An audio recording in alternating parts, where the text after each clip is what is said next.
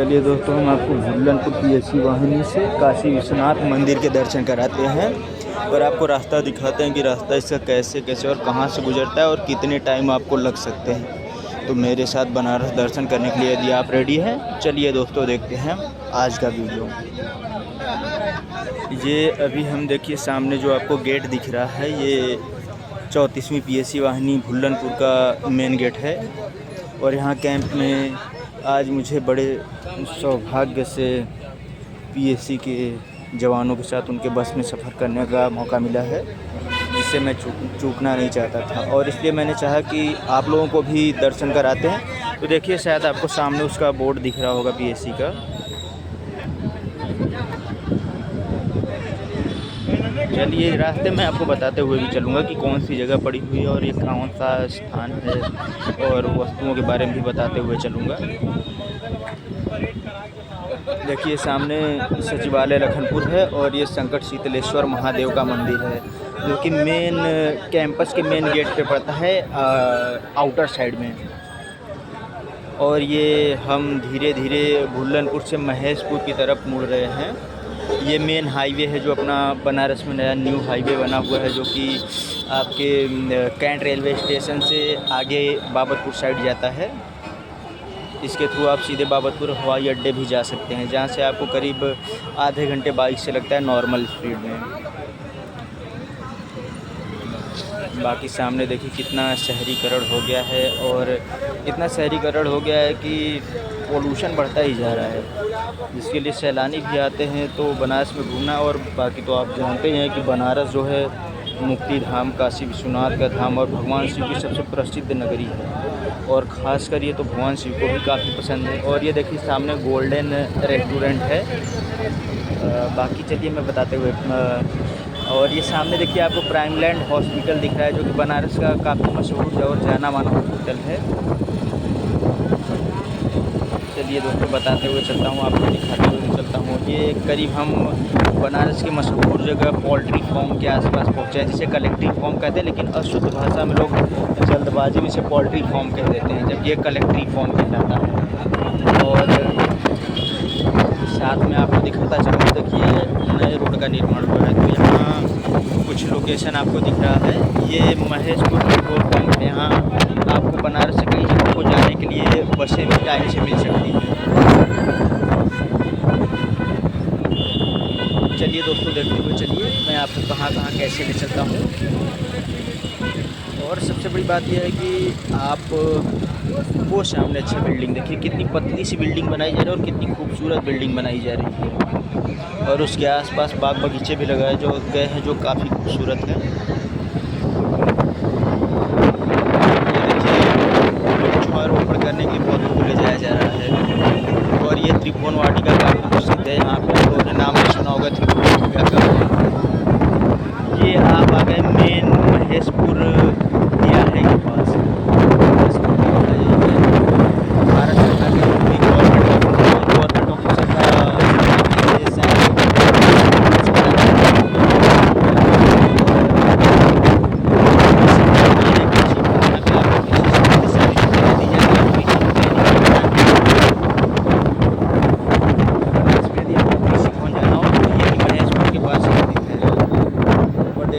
मारुका देवी मंदिर भी बनारस में काफ़ी फेमस है। यदि आप वहाँ दर्शन करने आना चाहते हैं तो मेरे वीडियो को देखकर आपको वहाँ का रास्ता अच्छे से मालूम हो जाएगा। देखिए यहाँ से चालू होता है बनारस की ट्रैफिकिंग। दोस्तों यहाँ पे भीड़ के कुछ अंश आपको दिखाई देंगे, किंतु आज मैं आपको काशी विश्वनाथ भगवान के दर्शन करा के ही मारूँगा, और वहाँ पे आपको असली भीड़ का अंदाज़ा होगा कि भीड़ क्या होती है। चलिए दोस्तों, ये देखिए कोई नया लॉज बन रहा है बनारसी दरबार करके, शायद कुछ वगैरह बनावट उसके बारे में मुझे जानकारी नहीं है। मैं सारी बातें आपको बता रहा हूँ। तो क्या कहते हैं दोस्तों, मुझे कोई भी चीज़ नया देखता हूँ तो आप लोगों को बताए बिना नहीं जाता हूँ। और यदि बीच में आप लोगों को कोई चीज़ समझना या किसी स्थान के बारे में जानना हो तो आप मुझे कमेंट कर सकते हैं जी। और देखिए इंडियन ओवरसीज बैंक जो कि महेशपुर तिराहे पे है। ये बनारस का लगभग मेन रोड है दोस्तों। यहाँ पे ज़मीन की कीमत बहुत ज़्यादा है। महेशपुर में करीब 80 से 90 लाख रुपये विषय पर विषय ज़मीन चल रही है। तो यदि किसी का ख्वाब है, किसी के पास पैसे हैं तो आप यहाँ पे ज़मीन ले सकते हैं। बाकी आप लोगों की इच्छा है, आप क्या चाहते हैं क्या नहीं, तो आप अगर पैसे हैं तो मैं तो कहूँगा ले लीजिए, क्योंकि फ्यूचर में यहाँ की ज़मीन के भाव आसमान छूने वाले हैं। और ये देखिए कॉलोनी जितना डेवलप हो गई, यहाँ लोगों के रहने के लिए भी जगह नहीं बची हुई है। इतनी गाड़ियाँ देखिए 2 लेन रोड बन गया और तीसरा लेन बनना शुरू हो रहा है, अर्थात 3 लेन रोड हो जाएगा। 3 लेन रोड हो जाएगा तो यहाँ ट्रैफिकिंग की सुविधा अच्छी हो जाएगी, क्योंकि जब बन के था तो यहाँ बहुत ज़्यादा ट्रैफिक रहती थी, भीड़ भाड़ रहता है, जिससे कि आने जाने में बहुत तकलीफ होती थी। और अब तो 2 लेन हो गया तो उतनी प्रॉब्लम नहीं होती, मगर फिर भी कभी कभी प्रॉब्लम होती है। तो शायद इसी को ध्यान में रखते हुए सरकार ने 3 लेन बनाने का निर्णय लिया है, जो कि काफ़ी अच्छा निर्णय है और मैं भी इससे काफ़ी खुश हूँ। बाकी तो आप लोग देख ही रहे हैं, आप लोगों को क्या बताना छुपाना। आप लोग देखते चलिए, मैं आपको दिखाता हूँ यहाँ क्या क्या है। अब देखिए हम ये एक मुड़ रहे हैं, क्या कहते हैं, सॉरी नाम नहीं याद आ रहा है मुझे, Manduadih railway station. Manduadih railway station काफ़ी फेमस है, आप तो मड़ुआडी के बारे में जानते ही होंगे, जो बनारस का काफ़ी पुराना और प्रसिद्ध रेड लाइट एरिया है। तो चलिए, और शायद इसी कारण सरकार ने इसका नाम बदल कर बनारस स्टेशन कर दिया है, Banaras railway station. Banaras railway station से थोड़ी ही दूरी पे स्थित है वो रेड लाइट एरिया। यदि आप कभी जाना चाहें तो जा सकते हैं, बट मैं आपको यही सुझाव दूंगा कि आप वहाँ ना जाएं, क्योंकि ऐसी जगहों पे जाना अच्छी बात नहीं होती है। चलिए देखिए ट्रैफिक शुरू हो गया दोस्तों, और यहाँ से शुरू होती है ट्रैफिक। देखिए कितने टाइम लग जाता है ट्रैफिक में फंसे हुए। आप सब देखते रहिए और मेरे साथ बने रहिए। चलिए हमारी गाड़ी धीरे धीरे करके आगे चल रही है, और आपको काफ़ी फेमस चीज़ों के बारे में मैं बताऊंगा। जैसे कि ये देखिए KGR ग्रुप डेवलपमेंट का कुछ ऑफिस वगैरह है। यदि कहीं आप लोगों की किसी पेपर का सेंटर यहाँ पड़ता है तो आप यहाँ आ सकते हैं। और हाँ, काफ़ी पेपर पढ़ते हैं बनारस में लोगों को, तो बच्चों को सेंटर ढूंढने में काफ़ी प्रॉब्लम होती है। तो आप मेरे वीडियोस देखकर अपने सेंटर को ढूंढ सकते हैं, या फिर यदि आपको कोई प्रॉब्लम होती है तो आप मेरे वीडियोस में कमेंट करके बता दीजिएगा कौन से स्थान के बारे में आपको जानना है, मैं आपको ज़रूर जवाब दूँगा। ये देखिए कबीर प्राकट्य स्थल है। ऐसा माना जाता है कि काफ़ी प्राचीन स्थल, ऐसा माना जाता है कि संत कबीरदास जो थे उनका जन्म यहीं पे हुआ था। यहीं पे एक लहरतारा तालाब है, ये लहरतारा स्थान है। तो लहरतारा तालाब भी एक यहाँ है जहाँ पे उनका जन्म हुआ था। ऐसा माना जाता है कि संत कबीर के माता पिता में माता जो थी कि वो एक विधवा ब्राह्मणी थी, और लोक लज्जा के भय से उन्होंने नवजात शिशु को लहरतारा तालाब के पास छोड़ दिया था, जहाँ से गुजर रहे नीरू और भीमा नामक दो विवाह दंपतियों ने उस बच्चे को देखा और उसे ले जाकर उनका लालन पालन किया, और बढ़िया हुआ बच्चा आगे चले तो संत कबीर के बारे में तो आगे भी जानते हैं। अभी आगे बनारस के बारे में जानते हैं। रेलवे ब्रिज के पास आ रहे हैं। ये रेलवे ब्रिज बन गया तो इससे काफ़ी सुविधा होगी लोगों को, नहीं तो पहले बहुत ज़्यादा जाम लगता था, नहीं तो अब लोग जाम से बच गए। और आगे देखिए आधे लोग नीचे से चले जा रहे हैं ब्रिज के, आधे लोग ऊपर से। ब्रिज बन जाने की वजह से बहुत ज़्यादा हेल्प हो गई, लोगों की टाइम भी बहुत बचत थी। नहीं तो ये रेल की पटरियाँ पार करना कितना मुश्किल हो जाता था, और कभी कभी क्या आए दिन यहाँ पे घटनाएँ होती रहती थी ट्रेन की वजह से। कोई ट्रेन की वजह चपेट में कोई इंसान आ गया, तो ट्रेन की चपेट में कोई बाइक, कोई गाड़ी, कोई मोटरसाइकिल या फिर कोई जानवर भी आ गया। लेकिन ब्रिज बन जाने की वजह से इंसानों की तो सुरक्षा है, मगर जानवरों को कोई ब्रिज पे जाने नहीं देता, तो ये तो आप जानते ही हैं। लापरवाह इंसानों को कौन क्या कह सकता है। देखिए ट्रेन की पटरियों पे बैठे हुए हैं, और बाकी सब ट्रेन फैक्ट्री वगैरह सब कुछ आपको दिखाई दे रहा है। आरसीसी टैंक पानी की टैंक है जिसकी क्षमता 50,000 गैलन है करीब। ये देखिए बगीचा कितना खूबसूरत लग रहा है दोस्तों। और ये शायद कोई रेलवे का कोई कैटेगरल एरिया है, यहाँ शायद जाना अलाउ ना हो, नहीं तो मैं आपको अंदर से इसके अच्छे से लोकेशन दिखाता आपको। ये बनारस का मधुवाड़ी रेलवे स्टेशन के स्टाफ का वगैरह जो उनको सरकारी होता है, ये ऑफिस वगैरह है, दिल्ली रेलवे मजदूरी यूनियन का ऑफिस है।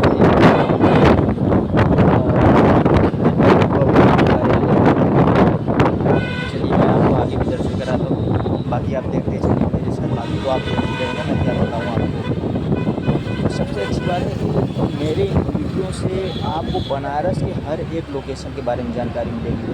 आप बनारस के बारे में जो कुछ भी जानना चाहेंगे आपको सारी जानकारी मिलेगी। मैं अपने अलग अलग वीडियो के माध्यम से आपको बनारस के हर एक क्षेत्र के बारे में छोटी से छोटी और बड़ी से बड़ी जानकारी प्रदान करूँगा। तो चलिए देखिए अब कहाँ पहुँचे हैं, ये तो मुझे भी पता नहीं चल रहा है, लेकिन हम मधुवाड़ी रेलवे स्टेशन के आसपास हैं। ये तो आपको पता हो तो जरूर कमेंट करके बताएं मुझे ये कौन सा स्टेशन है। मेरे हिसाब से के आसपास आ गए। और तो मुझे लग रहा है कि देखिए सड़क आबादी हो गई है,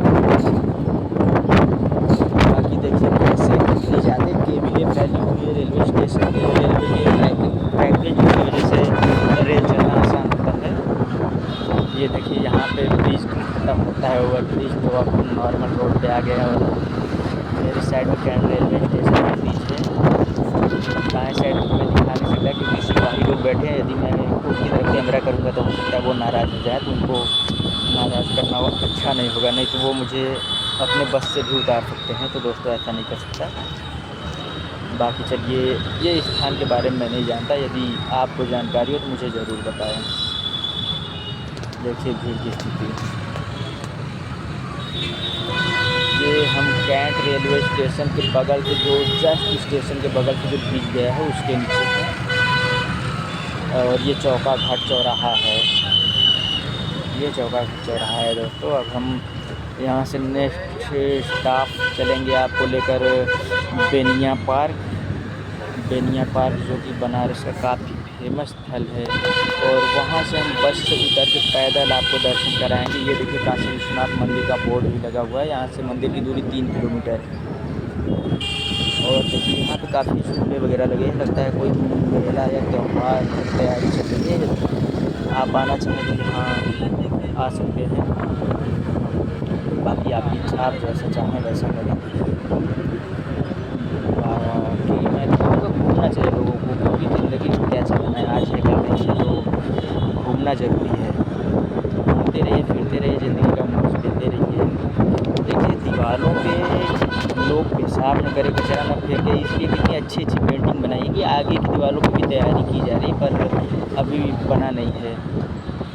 और ये देखिए पेड़ तो खूबसूरत लगे हैं, बस उस पर जंगली घास इतना ज़्यादा चढ़ गई कि पेड़ों का पता ही नहीं चल रहा है। ऐसा लग रहा है जैसे कि सिर्फ जंगली घास ही उगे हुए हैं इतने बड़े बड़े।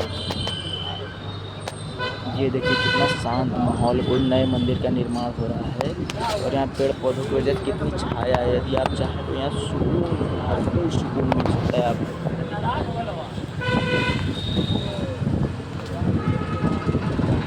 काशी विश्वनाथ मंदिर की ये कोई नेपाली मंदिर लग रहा है, क्योंकि इसका डिज़ाइन भी कुछ वैसा है। संपूर्णानंद विश्वविद्यालय है ये दोस्तों, संपूर्णानंद संस्कृत विश्वविद्यालय। इसके अंदर मंदिर जैसा बना हुआ था, मुझे पता नहीं था, तो उस मंदिर को देखकर आप आ सकते हैं। और ये पास में पड़ता है पार्वती गेस्ट हाउस। ये पार्वती गेस्ट हाउस के बगल में ही संपूर्णानंद संस्कृत विश्वविद्यालय। यहाँ पे भी कभी काफ़ी लोगों के काफ़ी चीज़ों के सेंटर पड़ते हैं, तो आप यहाँ पे भी आ सकते हैं अपना पेपर देने। तो मेरे वीडियो को देखकर आपको ज़्यादा टाइम नहीं लगेगा पहुँचने में, आप आराम से यहाँ पहुँच सकते हैं।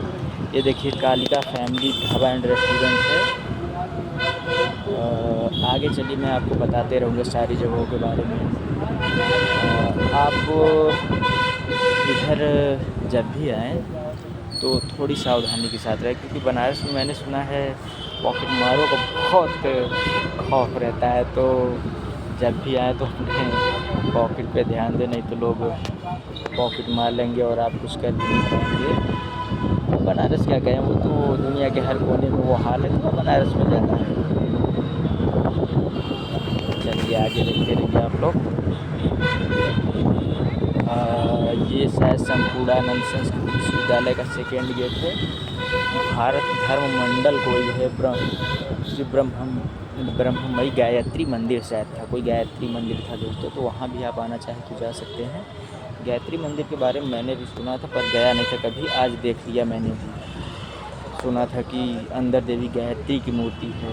ये वही गायत्री हैं जिनके माता गायत्री हैं जिनके बारे में हमें ऋग्वेद के तीसरे मंडल में गायत्री मंत्र मिला हुआ है, जो कि कुछ इस प्रकार है। ओम भूर्भुवस्सुः तस्य वितुर्वरेण्यं भर्गो देवस्य धीमहि धियो यो न प्रचोदयात्। तो इस मंत्र के बारे में हम बाद में चर्चा करेंगे। अभी हम यहाँ घूमने आए हैं तो उसके बारे में देखते हैं। तो थाना चेतगंज पहुँचे हैं दोस्तों। ये देखिए थाना चेतगंज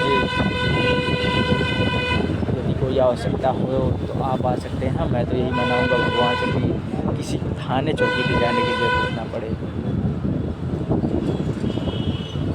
और ये रहा थाना चेतगंज का कुछ इलाका जहाँ से आप लोग आ जा सकते हैं। और देखिए बनारस तो मंदिरों का, घाटों का शहर है, तो छोटे बड़े मंदिर आते ही रह रहे हैं।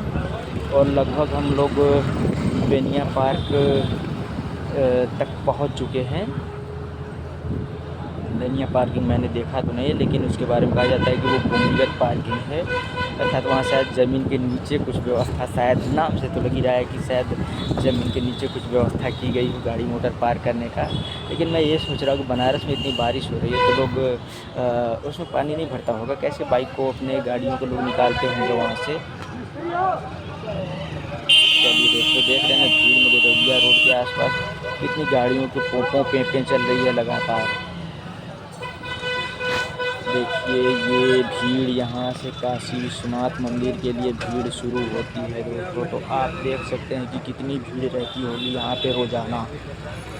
यहाँ पे रोज़ाना ऐसे ही भीड़ होती है। ये तो कम मात्रा में है, आगे चल के देखते हैं मंदिर के आसपास वाले इलाकों की कितनी भीड़ होती है। और मैं आज आपको पूरा मंदिर तक का रास्ता दिखाऊंगा ताकि आप लोगों को आने जाने में कोई दिक्कत ना हो। अक्सर होता है बनारस में कि लोग बाहर से आते हैं, ऑटो रिक्शा वालों से लिफ्ट ले लेते हैं। ऑटो वाले जहाँ 10 रुपये का भाड़ा लगता है वहाँ 100 रुपये ले लेते हैं, और आपको पता भी नहीं चलता कि दूरी कितनी चली और आप भाड़े दे भी देते हैं। तो इसलिए मैंने ये वीडियो, मेन पर्पज़ मेरा यही था ताकि आप लोग देखें वीडियो और आप लोगों को पता चले कि कितना भाड़ा लगता है। गोदौलिया चौक से काशी विश्वनाथ मंदिर का अगर यदि आप गाड़ी ऑटो से ट्रैवल करते हैं तो भाड़ा 20 रुपये है।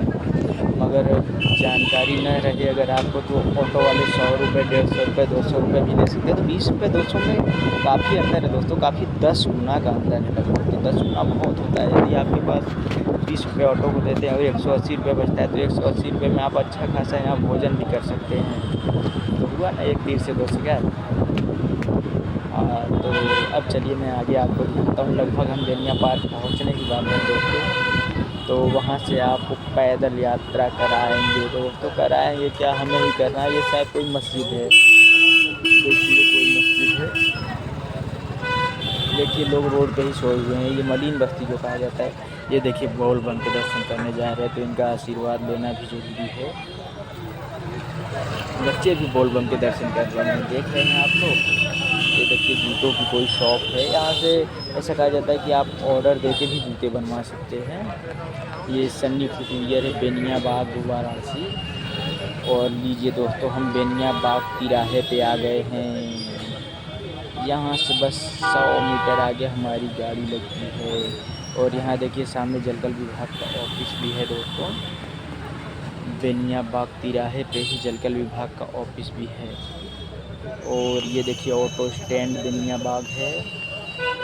और बाकी आगे भी हम आपको दिखाते रहेंगे, आप परेशान ना होइए। काफ़ी लंबा वीडियो बन गया लगता है, थोड़ा शॉर्ट या लॉन्ग मुझे तो नहीं पता दोस्तों। अब इतना दूर आए हैं तो रास्ता तो दिखाना ज़रूरी है। और बस भी धीरे धीरे आई है, तो 20 मिनट तो लगना लाजमी है। बाकी अगली वीडियो आपको लॉन्ग चाहिए या शॉर्ट, आप मुझे ज़रूर बताइएगा। माफ़ कीजिएगा दोस्तों, राजनारायण मारक पार्क, सॉरी वो आधा सा उसका मिट गया ना, इसलिए मारक हो गया, वो स्मारक है। ये देखिए ये सामने पार्किंग है आपकी। तो और ये सामने जो दिख रहा है राजनारायण स्मारक पार्क जिस पे लगा हुआ है, इसके अंदर बकरियों की मंडी है। जहाँ ईद मुस्लिम भाइयों के त्यौहार पे यहाँ बकरे बेचे जाते हैं, काटे बेचे जाते हैं। देखिए अंदर पार्किंग में काफ़ी झूले लगे हैं, जिससे बच्चों को मनोरंजन भी हो सके। और मुझे लगता है कि ये कोई रेस्टोरेंट भी है अंदर। अब देखिए वो लगे बेनियाबाग पार्किंग का, भूमिगत पार्किंग बेनियाबाग। देखिए वो गार्ड बैठे हुए हैं। भूमिगत पार्किंग की स्लैब लगी हुई है, काफ़ी बड़ा बोर्ड लगा हुआ है दोस्तों। और शायद अंदर कोई पेट्रोल पंप है। देखिए गन्ने के जूस की दुकान है। यहाँ अगर आप गन्ने की ताज़ा जूस का भी आनंद ले सकते हैं। और ये देखिए जलकल विभाग का ऑफिस है, जस्ट बेनियाबाग पार्किंग के बगल में ही सटा हुआ है उससे। तो आप यहाँ आ सकते हैं। चलिए अब आपको पैदल दर्शन कराएंगे हम। अभी जस्ट 2 मिनट में लोग कह रहे हैं बस रोको चलो, रोको चलो, रोको चलो। अब वो रोके तो ना मुझे पता चलेगी कब रुकेगा। लेकिन दोस्तों याद रखिए, जब पैदल मैं चलूँगा तो मैं बोलूँगा नहीं कुछ, आप लोग बस देखते जाइएगा। हाँ, मैं रास्ते में जगह जगह कोई फेमस जगह पड़ेगा तो मैं आपको ज़रूर बताऊँगा, बट अभी नहीं। चलिए दोस्तों, अब साथी लोग उतर रहे हैं तो चलते हैं आगे।